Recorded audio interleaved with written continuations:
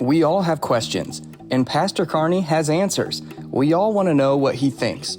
There's important information to know. What are his thoughts? How did he get here? What's his favorite golf ball? It's time for 3 Questions with Pastor Carney.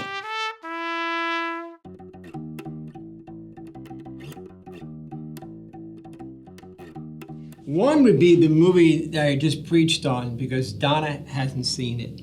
And I told her I'd watch it with her, is The Girl Who Believes in Miracles.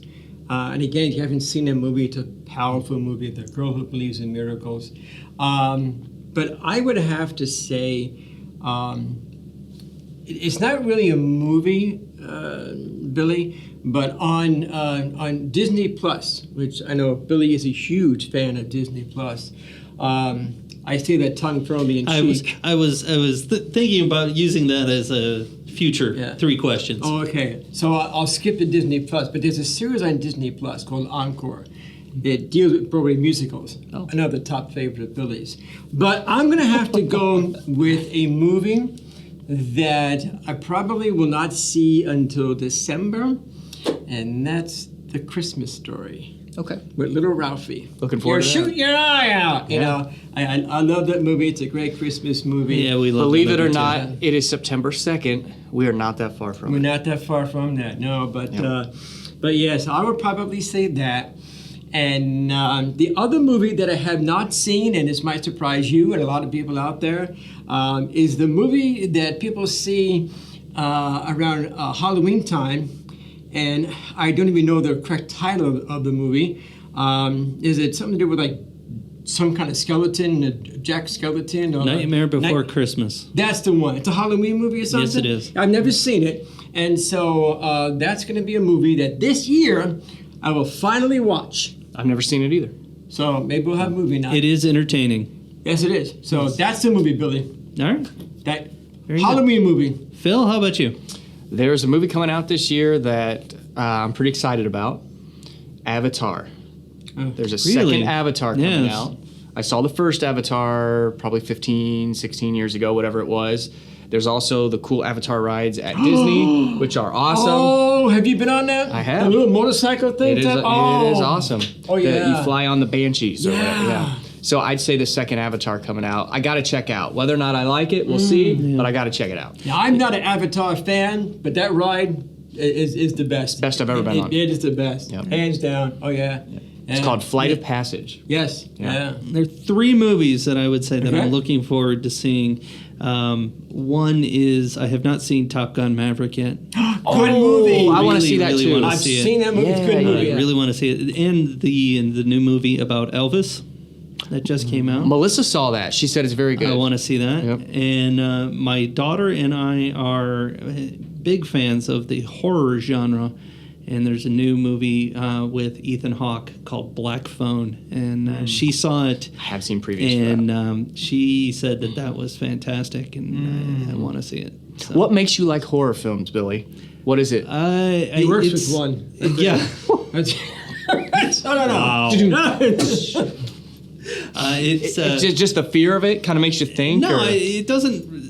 Nothing really about the horror movies scare me. It's the suspense, and I'm a huge fan of writing. And some well done horror movies. I'm not a fan of slasher movies. Okay, the ones that were lots of blood and gore, like Saw. Yeah. It's the ones that make you think. The ones that make you think. Yeah. Okay. So you like to think when you watch a movie? Yeah. So, I like to be like this. Huge fan of Alfred Hitchcock, and also the whole Twilight Zone thing. Oh, okay, cool. Yeah. Yes. Billy's a weirdo. He is. Yes. I'm more of the romance movies like The Notebook, Nitro Badante, and those kind of Sleepless in Seattle. See, and I'm a comedy and action guy. So we could put us all together in a room and we'd have some good movies. As the youth group can tell you, I am the chick flick person in my relationship. So if there is a movie that's going to make you cry and make you, miss the one that you love, Hallie is going to be out of the room. I'm the one that's going to be watching it. So. See, I'm Broadway musicals and romance. That's me. The Lake House is probably my favorite. Wow, that's a great movie. Yeah, so it's a really good movie. I wouldn't mind living on a lake in a house.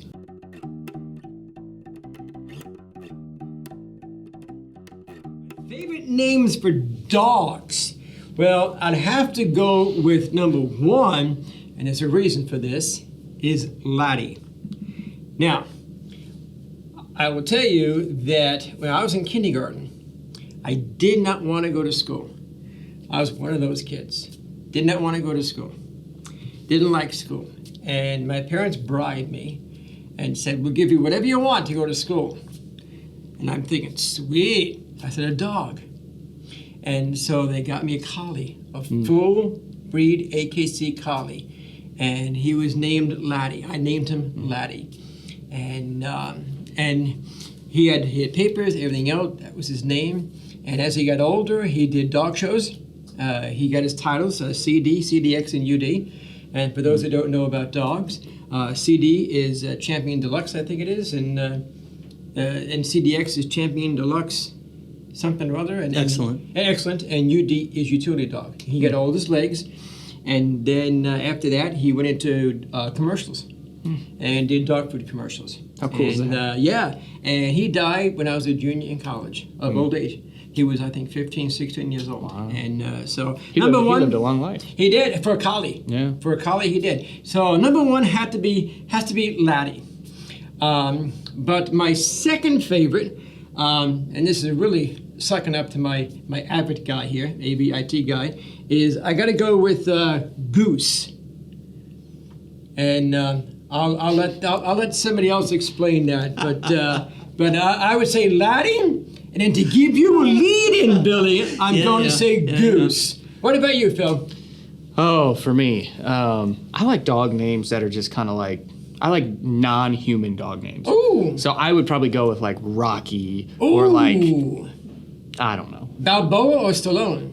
Oh, that's a good question. Yeah. But something like that. To be honest, I'm not really a big dog person. Okay. I'm not a big animal person. I'm more about people. I know. Your mom's got dogs. Yeah, I'm not my mom. Okay. But you're over there a lot. Yeah, no, I don't hate dogs. Okay. I just personally don't want a dog. Okay. My daughters remind me, and my wife reminds me every single week we should have a dog. Oh, wow. So I know that's hard for them. Yeah. I don't know. I pour myself into people. Dog's a big responsibility, and I don't personally have that in me. But names, yeah, I like the fun names. Again, Rocky. Rambo, Rocky, stuff like that. The fun kind of. Wow. Yeah. Hey, I know where you can get a pre-trained dog. That might make a difference. Yes. The last dog we had some issues with accidents on the floor, and I think that was my final. Never doing this again. If one of my dogs don't make it, you can adopt that dog, and it's comes with lots of training. Or you can remember that. move into a house where there's a lease, and the lease says you can't have dogs. That's true. You can do that. Well, hey, my mom's lease, right? Okay. That's right. So, Billy. Yes. I give you a huge lead in there, you did. Billy. What names would you choose? The reason for the question was for that purpose. As you know, but maybe not everyone else knows, September 23rd, I am driving up to Detroit, Michigan to pick up a new puppy from Leader Dogs for the Blind, bring it back with us, and raise another puppy for a year. This puppy is actually one of Bucky's offspring. Yeah. Oh, how cool. It's going to be not a Bucky Jr., but so we're looking for another name, and as most of you know, our names are from Marvel comic book superhero best friends. Okay. So the leading the pack of the names right now, as Pastor indicated, is Goose, which from the movie Captain Marvel was her cat. Goose. Okay. So that she hung around with this cat. The other two names that top the list right now are Groot, which, if you know, is Rocket's best friend. Yep. And Guardians of the Galaxy. Yes. Yep. And then since this is Bucky's offspring, staying in the Captain America, because Bucky Barnes is Captain America's best friend, I'm thinking of going with Sam or Sammy. I love that. His next best friend after Bucky had turned into the Winter Soldier. So. What about Luther? No, Luther. Is it a guy or a girl? It'll be a boy. Yes. So Luther. Or Marty. Yeah. Marty. Well, so many reasons you could go with Marty. Before we got Foggy, who was our first one, and we had officially settled on Foggy, we were still not certain that it was going to be comic book related, so we were searching all sort of different names, and Jonah's sitting there, and he's thinking, and he's taking, I think he's in his beginning of second year German. Now he's taken German for about 6 years and can speak it so much better than I ever did. And he's sitting there and he goes, "What's the German word for leader?" And I immediately bust out laughing because I am not going to name my leader dog Führer. Oh, So, yes, that would not be good. No, that would not be good. I can't return this dog to leader dog and say, yeah, his name is Das Führer. No, So hence Marty. Foggy. Yeah, but you want to stick with Marvel. Well, Foggy, where he comes from, if you're familiar with the comic books at all, the comic book Daredevil, he's a blind superhero. His best friend is Foggy Nelson. Oh, cool. So, Who? Okay, you're gonna go Phil. Come on. Yes. Who wrote all the Marvel stuff? What's his name again? The guy who passed away recently. why did you do that to me? Because now you can't remember. Yes. Right? Yes. Yeah. Stan Lee. Stan Lee was Stan the major. So name the dog Stanley. Oh, You know, I think Stanlee. spell it that way too. That might actually be a future name for consideration. STAN capital LEE. Stan Lee. Oh, I like that. That is good. I like that. Wow. Nice. Phil gets his own pizza. Coming from the guy who doesn't have a dog. That's right. Who doesn't? Oh yeah. Yeah.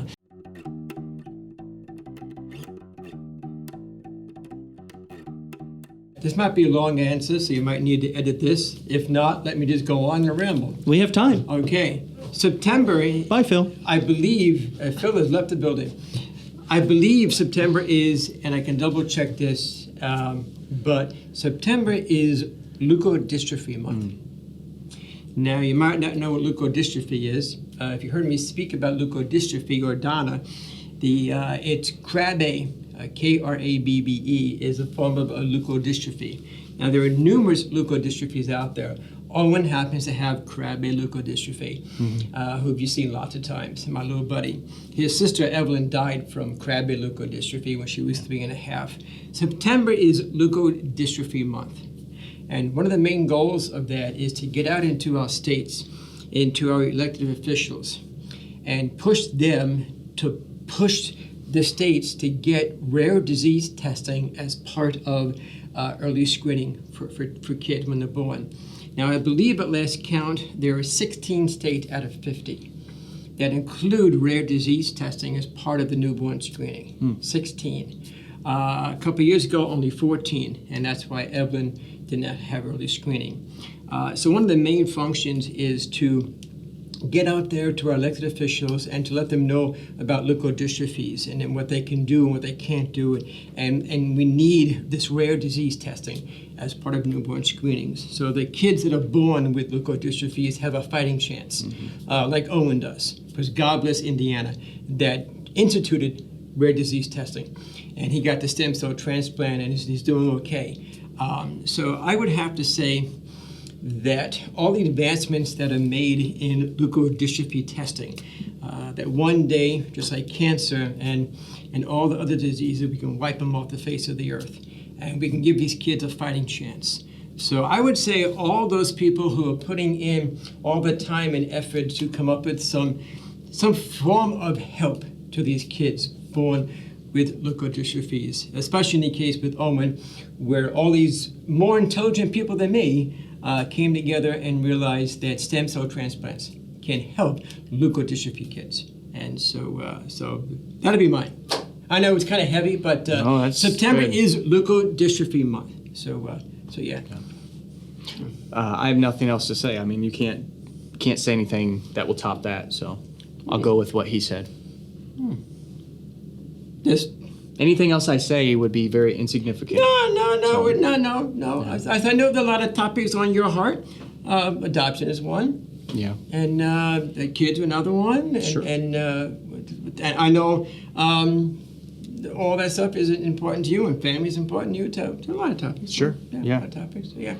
As far as human, what was the question though? Human advancement. Okay, that could be a lot of things. Yeah. Yeah. Yeah.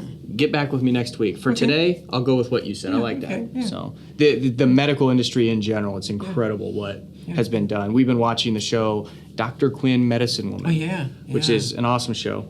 And it's really crazy to think that 130 years ago or 50 years ago, whatever that was, even during the Civil War time, the lack of medicine and knowledge, and now you think about going to a hospital and all the things that they can do. So kind of like what you said, that's incredible to me that in that short amount of time. Yeah, and you know what's awesome too? I know Billy's involved with this too, with our youths. You know, we have two, and one in particular, Brooke, is very big in this whole area of medical advancements in technology and whatever else. And if you notice, I wear a bunch of things on my wrist. One of them is actually that the Blake actually gave it to me, but it is from the thing that Brooke put together.